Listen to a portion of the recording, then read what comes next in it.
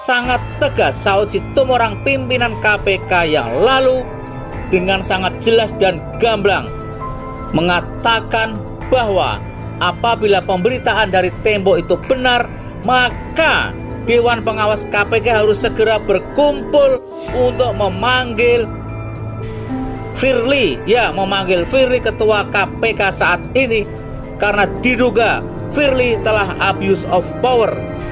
Firly telah melakukan penyalahgunaan wewenang.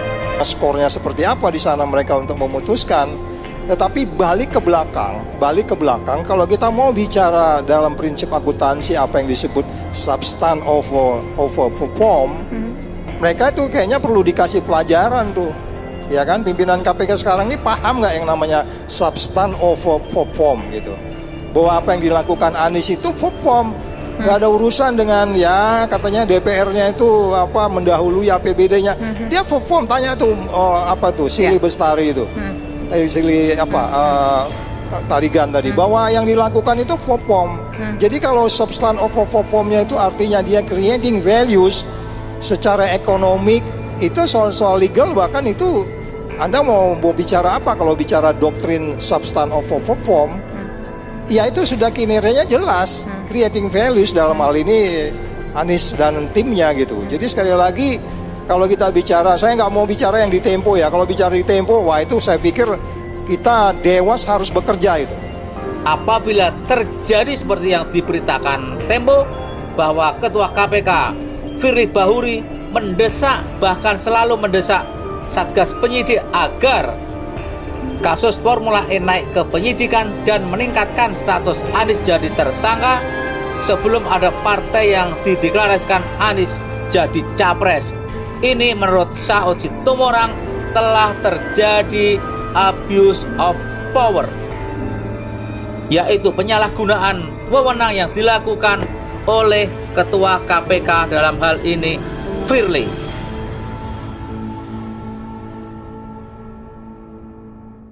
Firly Bahuri desak kasus Formula E naik ke penyidikan, Anies Baswedan hanya tersenyum.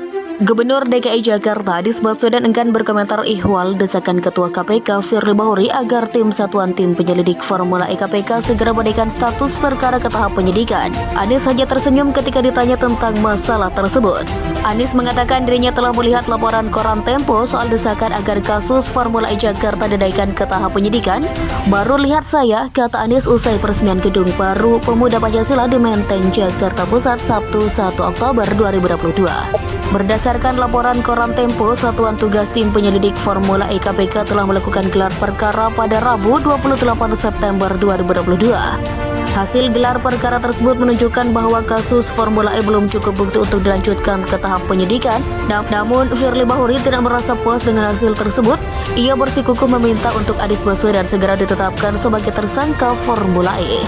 Keinginan Firly untuk membicarakan Anies ini diduga berhubungan dengan isu Pilpres 2024 dalam wawancara dengan media asing di Singapura pertengahan September lalu. Anies menyatakan siap mencalonkan diri sebagai presiden. Saya siap mencalonkan diri sebagai presiden jika sebuah partai mencalonkan saya, kata Anies dikutip dari Reuters Kamis 15 September 2022. Anies Baswedan akan mengakhiri masa tugasnya sebagai Gubernur DKI Jakarta pada 16 Oktober mendatang. Gubernur DKI Anies Baswedan mengakui telah melihat laporan sebuah media yang menyebut dirinya diduga kriminalisasi oleh KPK soal gelaran Formula E Jakarta.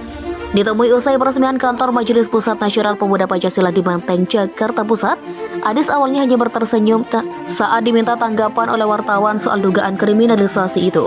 Saat hendak keluar dari tempat peresmian, seorang petinggi PP terlihat menyalami Anies sembari menyinggung soal kriminalisasi itu. Udah baca Tempo? Tanya petinggi PP itu.